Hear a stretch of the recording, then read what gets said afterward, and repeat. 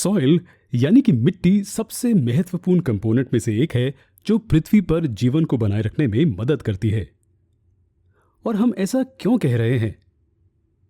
यह सरल है। पृथ्वी पर फूड चेन पौधों से शुरू होती है। मिट्टी में पानी और न्यूट्रिएंट्स की उपलब्धता के कारण पौधे जीवित रहते हैं। यही कारण है कि मिट्टी सभी लाइफ फॉर्म्स के लिए इतनी महत्वपूर्ण है। और न केवल ये, बल्कि कई जीवित प्राणी मिट्टी को अपने एक घर के रूप में इस्तेमाल करते हैं। क्या मिट्टी एक घर है? जी हां, बिल्कुल है। मिट्टी कई छोटे जीवों को इसमें रहने में मदद करती है। ये पौधों की जड़ों के अलावा कई ऑर्गेनिजम्स का घर भी है। चींटियों से लेकर अर्थवर्म्स तक बहुत सारे ऑर्गेनिजम्स हैं जो अपना ज्यादातर जीवन मिट्टी में बिताते हैं।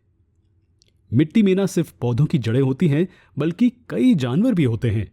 लेकिन अगर इतने सारे ऑर्गेनिजम्स मिट्टी में रह रहे हैं, तो क्या इन्हें एक दूसरे की मौजूदगी से नुकसान नहीं होगा?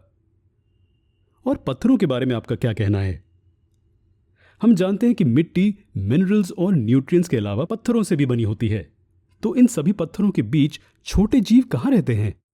ये समझने के लिए कि विभिन्न ऑर्गेनिजम्स मिट्टी में कैसे रहते हैं, हमें पहले मिट्टी की बनावट को समझना होगा।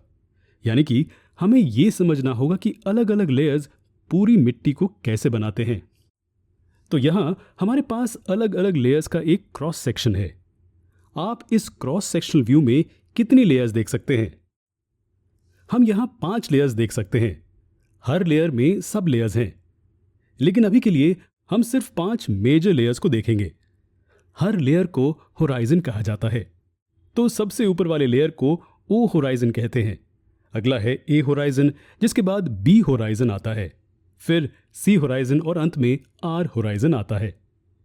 हम अगले वीडियो में हर लेयर और उनके महत्व को देखेंगे।